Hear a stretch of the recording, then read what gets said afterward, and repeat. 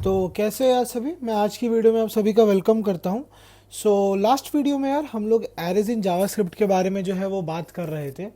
अब हम लोगों ने एरेज के जो भी बेसिक कॉन्सेप्ट थे कि एरे क्या होती है, बेसिक फंक्शंस एरे के क्या होते हैं, मैंने बहुत सारे फंक्शंस के बारे में जो है आपसे डिस्कस करा था।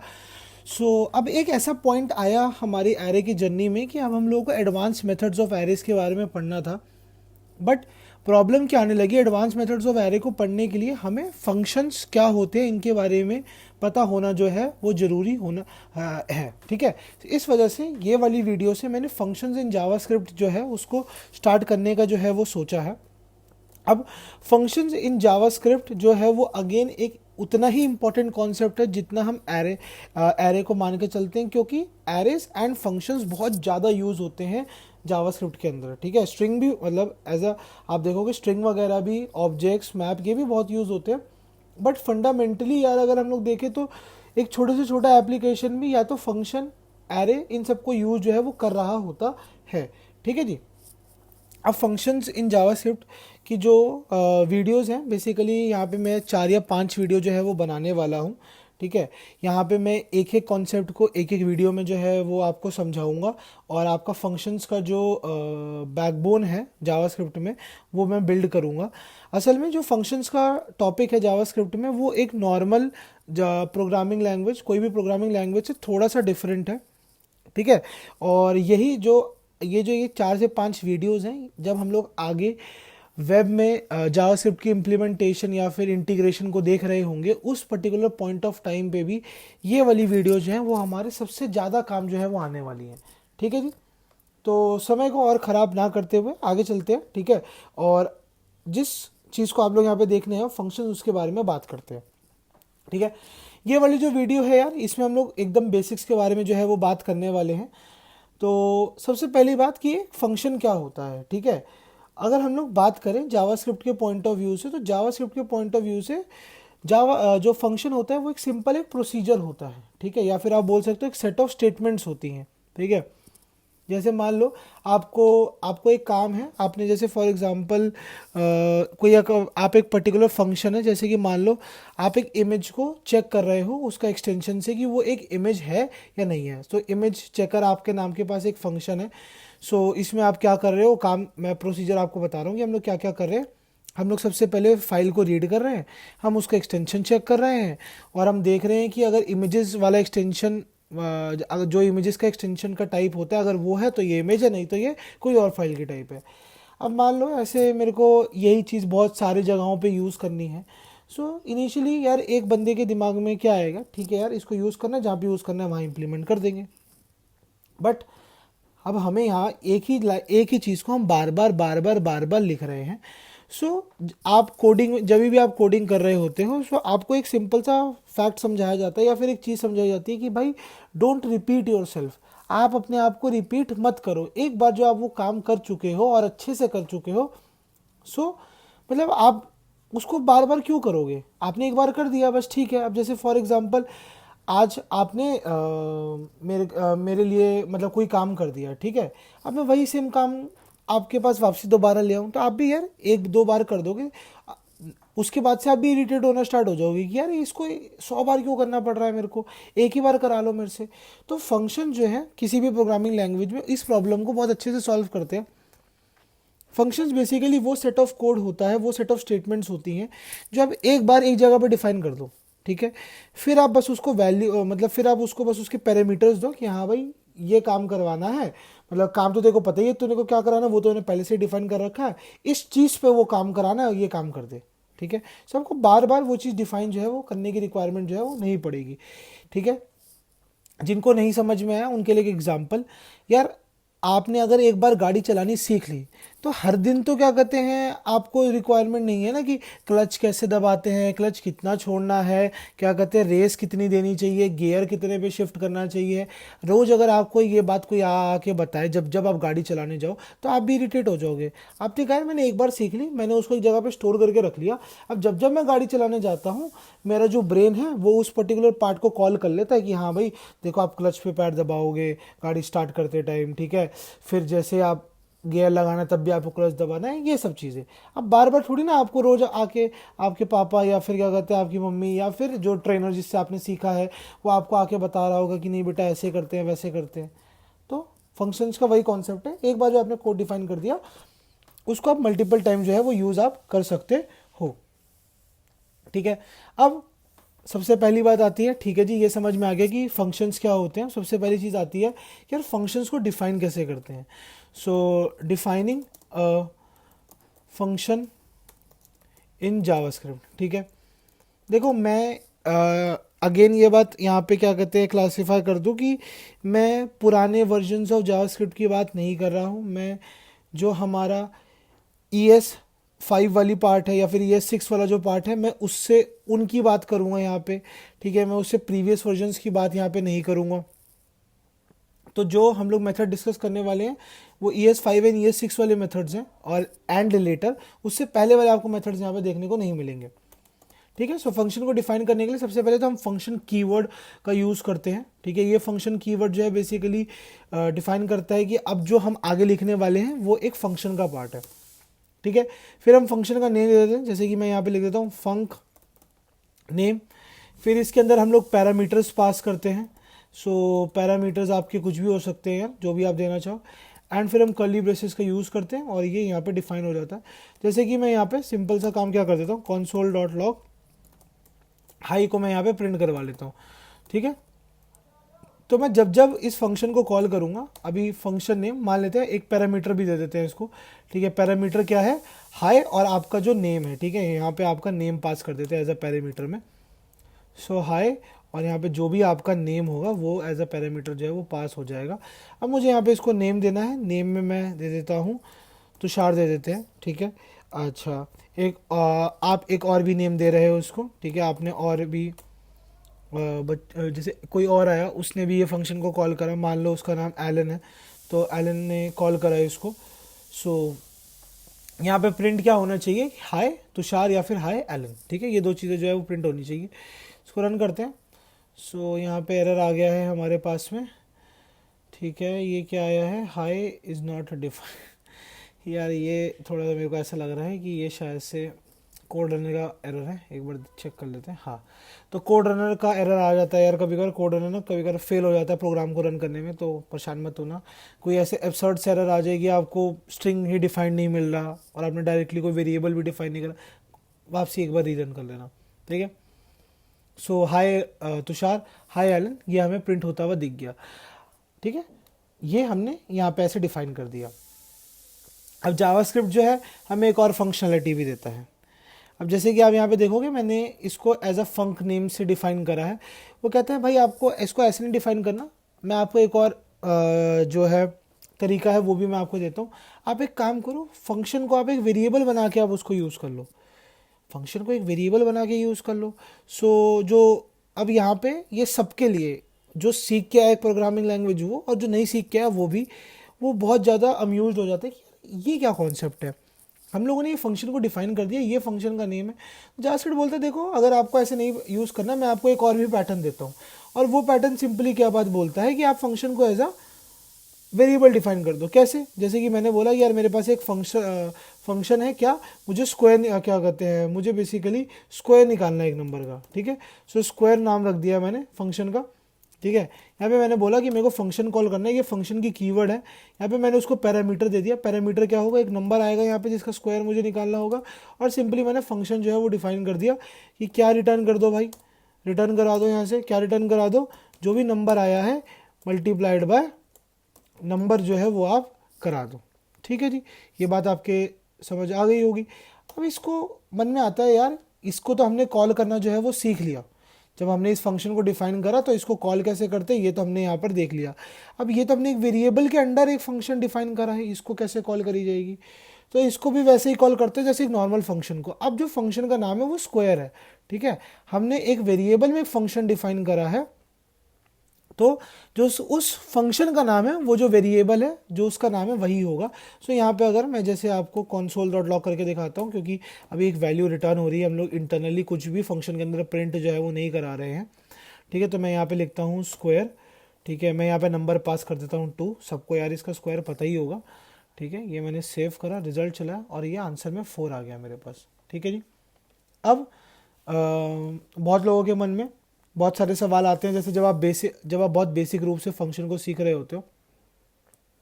सो जो ये वाला पार्ट है और ये वाला पार्ट है, ये दो पार्ट जो है इसको हम लोग बोलते हैं फंक्शन डिक्लेरेशन। यहाँ पे हम लोग फंक्शन को डिफाइन कर रहे हैं, डिक्लेयर कर रहे हैं। हम बता रहे हैं कि जब एक जो फंक्शन है उसके अंदर क्या क्या काम होंगे, कैसे कैसे होंगे, हम वो सारी चीज़ें जो है वो आप बता रहे हैं।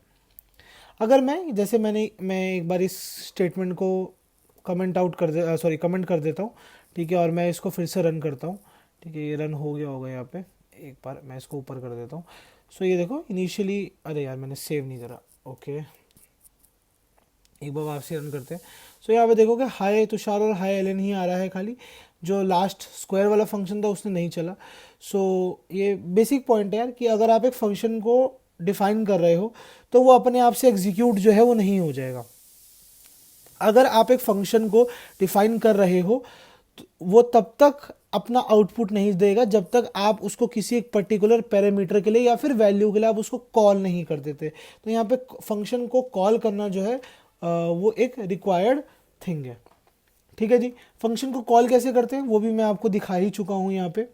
नेक्स्ट जो फंक्शंस की उसमें बात आती है, जैसे कि मैं 2-3 बार बोल चुका हूँ ये वर्ड, और वो है पैरामीटर। क्या चीज़? पैरामीटर। ये पैरामीटर क्या होता है यार? सो पैरामीटर वो वैल्यू होती है जो बेसिकली हम लोग फंक्शन को पास करते हैं। ठीक है, अब जैसे मैं स्क्वायर निकाल रहा हूँ यहाँ पे। ठीक है, सो मान लो कि, या फिर मैंने डिवाइड का फंक्शन बनाया, जैसे एक फंक्शन बनाते हैं। ठीक है, सो फंक्शन बनाते हैं। यहाँ पे मैं इसका नाम रख देता हूँ कॉन्स्ट डिवाइड। ठीक है, ये फंक्शन क्या करेगा, दो वैल्यूज़ को जो है वो डिवाइड करेगा। तो यहाँ पे मैं एक फंक्शन यहाँ पे मैं एक फंक्शन डिफाइन करूँगा। ठीक है, ये फंक्शन बेसिकली क्या लेगा, n1 नंबर 1 एंड नंबर 2 लेगा, और ये सिंपली क्या रिटर्न करा देगा, ये रिटर्न करा देगा n1 डिवाइड बाय n2। ठीक है जी, यहाँ पे ये जो है मुझे रिटर्न किया हुआ जो है वो मिल जाएगा, ये देखो ऐसे। ठीक है, सो ये हो जाएगा। अब यहाँ पे n1 और n2 क्या है, n1 एंड n2 है, ये बेसिकली इसके पैरामीटर्स हैं। पैरामीटर्स बेसिकली क्या होता है, हम एक ऐसी वैल्यू पास कर रहे होते हैं फंक्शन को जो बेसिकली फंक्शन की इंटरनल वर्किंग के लिए जो है वो, इंटरनल वर्किंग तो नहीं बोलूँगा, फंक्शन के अंदर जो चीज़ें हम परफॉर्म करवाना चाह रहे हैं फंक्शन के थ्रू, उसकी वर्किंग के लिए जो है वो रिक्वायर्ड रहता है। तो वो होता है हमारे पास हमारा पैरामीटर। ठीक है जी, तो यहाँ पे पैरामीटर्स आपके क्या होंगे, n1 एंड n2। तो एक एग्जांपल ले लेते हैं। सो मैं यहाँ पे console डॉट लॉग करा देता हूँ। क्या रिटर्न console डॉट लॉग करवाएंगे, n1 यहाँ पे हम लोग करेंगे डिवाइड, ब्रैकेट में पास करेंगे 4 कॉमा में 2। तो आपको पता ही है यहाँ पे क्या आएगा। सो यहाँ पे मेरे पास जो आउटपुट आएगा वो देख लेते हैं क्या आया है। सो आउटपुट आया मेरे पास आपका 2। ठीक है जी, बहुत बढ़िया। अच्छा देखो यार, कुछ कुछ लोगों को पता होगा कि रिटर्न क्या काम करता है, कुछ कुछ लोगों को रिटर्न का नहीं पता होगा। एक बार मैं रिटर्न भी बता देता हूँ क्या होता है। सो देखो यार, कभी कभार क्या होता है कि आपको ये जो रिटर्न कीवर्ड है इसका बेसिकली क्या काम होता है कि ये जो आउटपुट है, जो भी आंसर आपने कैलकुलेट करा है एक फंक्शन में, उसको ये जो वेरिएबल है, ठीक है, ये उसमें जो है वो असाइन करवा देता है। यानी कि जो भी प्रोसेसिंग हुई उस फंक्शन में, जो भी उसका रिजल्ट आया, ये बोलता है कि जो मैं उसको रिटर्न करा दूंगा। ठीक है, console डॉट लॉग क्या होता है, ये बेसिकली एक स्पेशल वो होता है जो बेसिकली टर्मिनल में आपके आंसर को प्रिंट करवा देता है। रिटर्न क्या करता है, वो प्रिंट आउट नहीं कराता उसको टर्मिनल में, वो जो भी फंक्शन का रिजल्ट आया उसको रिटर्न करवा देगा, वापसी दे देगा कि देखो आपने ये कॉल करा था, इसका रिजल्ट आ रहा है, ये आप ले लो। ठीक है, ये होता है रिटर्न। console डॉट लॉग क्या करता है, आपने कुछ परफॉर्म करा, ठीक है, आपने बोला इसको प्रिंट करके दिखा, तो उसने उसके पोस्टर छाप दिए, क्या कहते हैं, वीडियो बना दी, ऐड बना के डाल दिया कि देखो ये काम हुआ था और ये ऐसे इसका रिजल्ट ये आया है। ठीक है, ये होता है रिटर्न और console डॉट लॉग में फ़र्क। और यहाँ पे मैंने ये कॉल करा है। अब यहाँ पे एक बहुत क्या कहते हैं सिंपल सा एरर जो सबको पता है, जो अगर हो सकता है डिवाइड करते टाइम, अगर मैं 4,0 दूँ, तो सबको पता है यार कि डिनोमिनेटर में कभी भी 0 नहीं हो सकता है। तो यहाँ पे मेरे को एरर देखने को मिलेगा। ठीक है, इसमें मत जाना यार, ये एक सेकेंड, मैंने कुछ गलत करा। हाँ, मैंने 4,0 को ही कंसोल डॉट लॉग कर दिया। एक सेकेंड मैं आपको दिखाता हूँ। तो अगर मैं डिवाइड फंक्शन में एक सेकेंड, हाँ 4,0 पास करता हूँ तो सबको पता एरर आएगा कि भाई आप डिनोमिनेटर में 0 को रख ही नहीं सकते यार। सो यहाँ पे देखो इन्फिनिटी एज अ रिजल्ट जो है वो दिखा रहा है।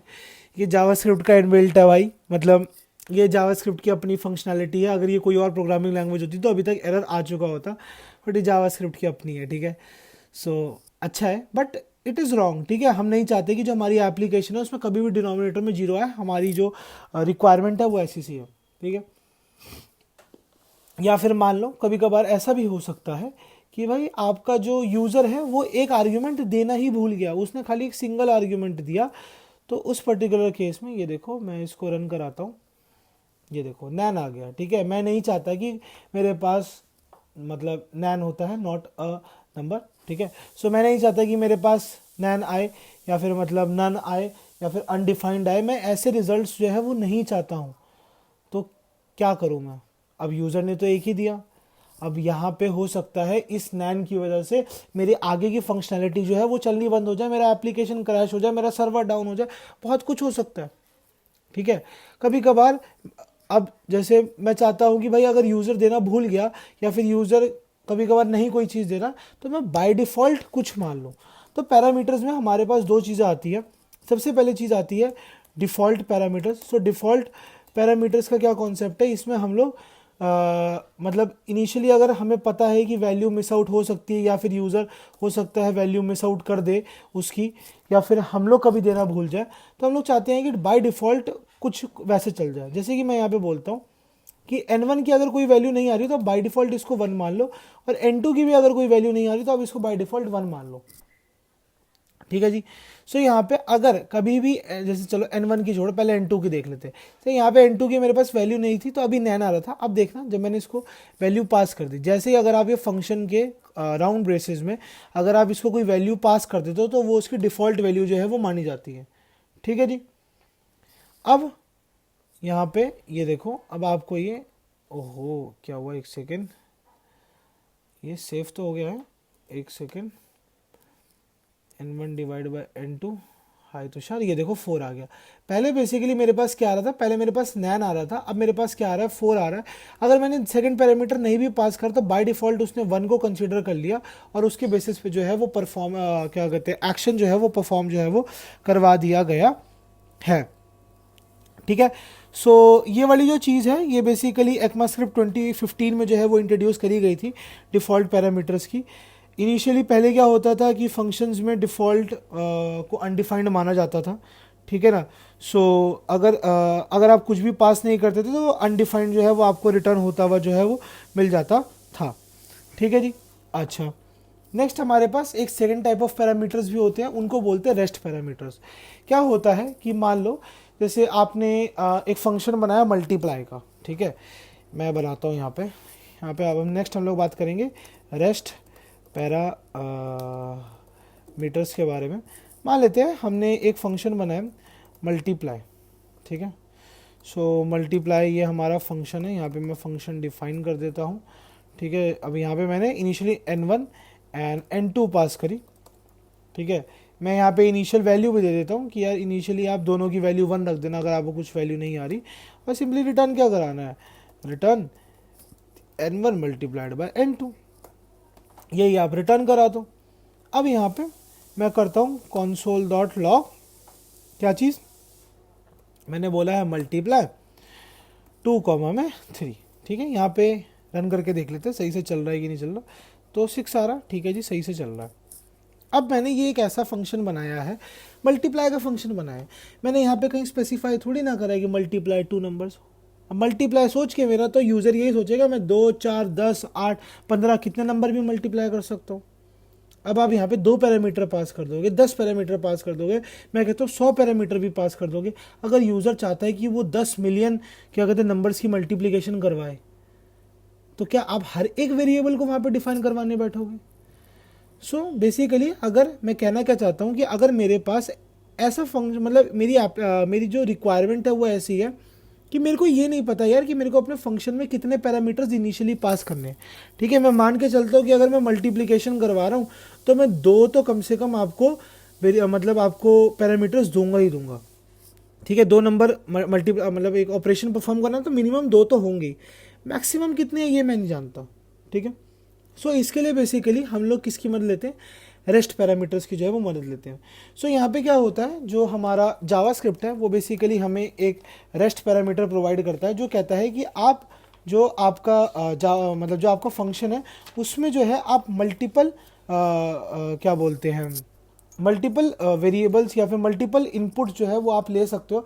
आपको इनिशियली डिफाइन करने की रिक्वायरमेंट नहीं है कि आपको कितने डिफाइन करने हैं वो। जैसे कि फॉर एग्जांपल मैं आपको दिखाता हूँ, अगर आपको रेस्ट पैरामीटर्स को डिफाइन करना है सो बेसिकली आपको 3 डॉट का ऐसे यूज़ करना होता है और फिर उसके आगे आपको वो लिख देना होता है एक वेरिएबल सिंपल सा।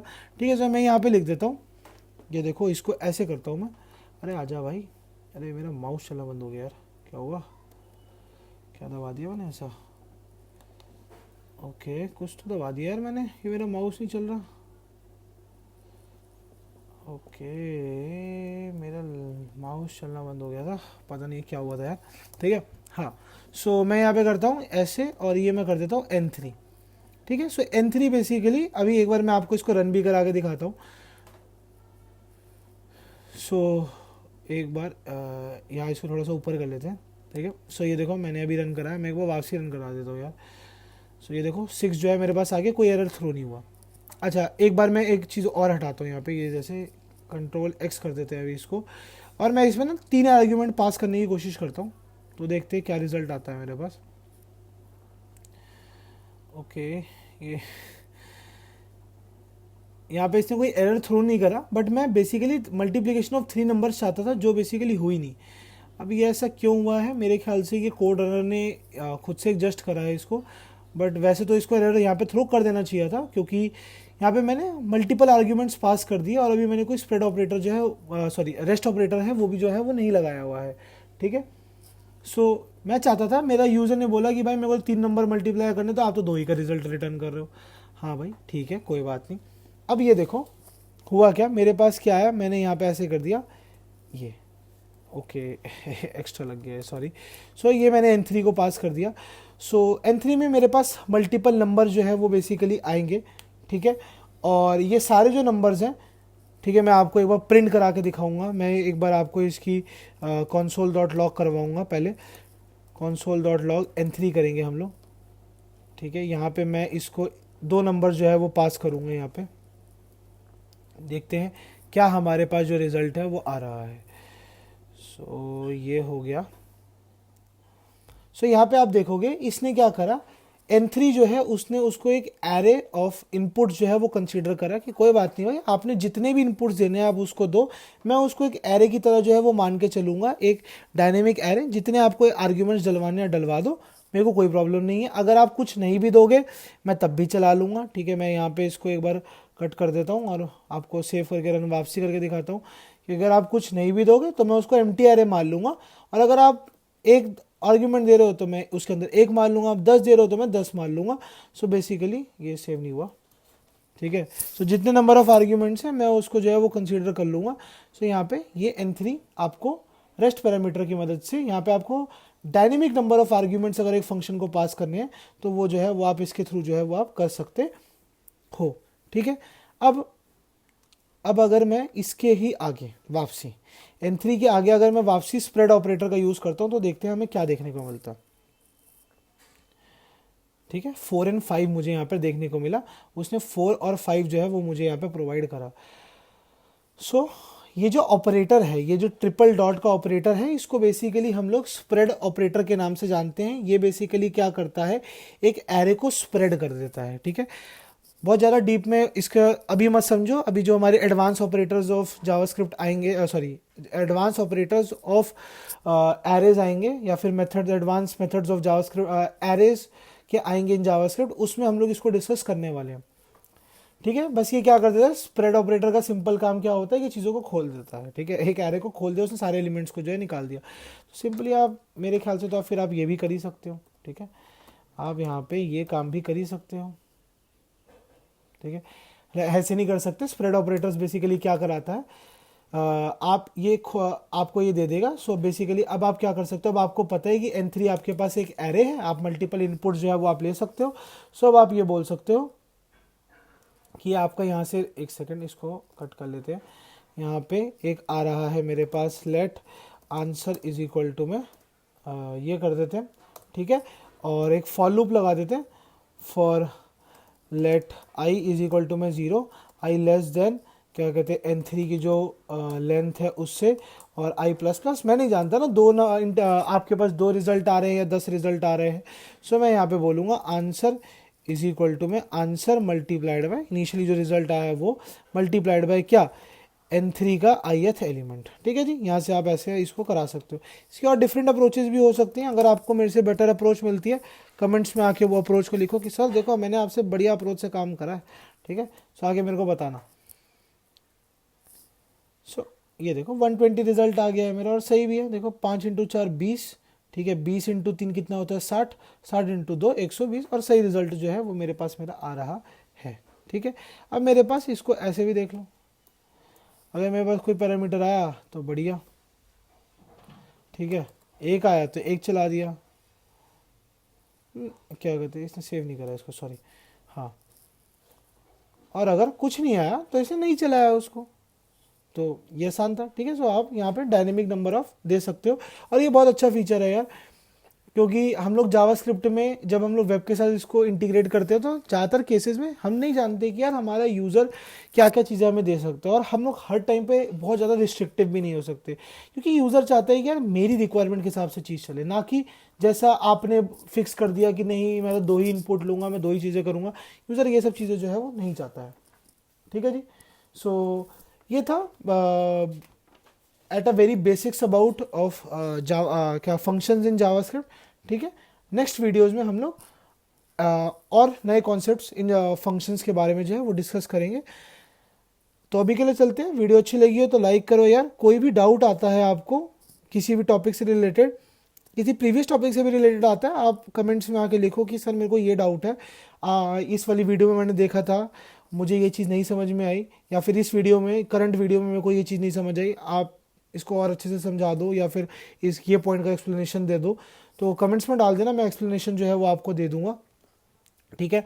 बाकी अगर चैनल बढ़िया लग रहा है तो यार चैनल को सब्सक्राइब कर लो, और किसी को जावास्क्रिप्ट सीखनी है तो यार उसको प्लेलिस्ट को शेयर कर दो यार, ठीक है। तो चलते हैं यार अभी के लिए, ओके टाटा बाय बाय।